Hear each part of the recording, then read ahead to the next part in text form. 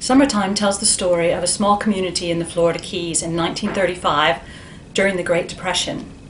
When the story opens, we see the locals preparing for their annual 4th of July beach barbecue, which sounds idyllic, but there is a lot of tension going on behind the scenes, between white and black people, between husbands and wives, and between the locals and a group of very disturbed, damaged World War I veterans who have been attracted to the area by the promise of a government works project.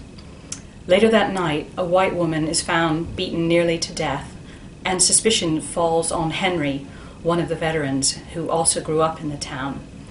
Henry is struggling with his past and with his feelings for Missy, who is an old friend who now works as a nanny and domestic help.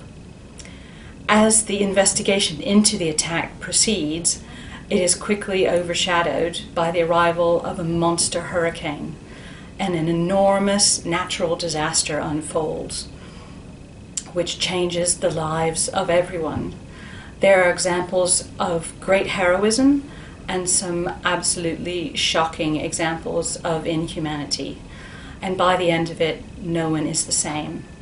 The story is based on the real Labor Day hurricane, which struck the island of Islamorada in 1935.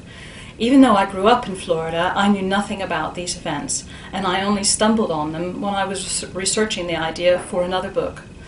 But once I found out about the story, I felt compelled to dramatize it, and it became my mission to make more people aware of what happened to these people during this particularly brutal time in America's history.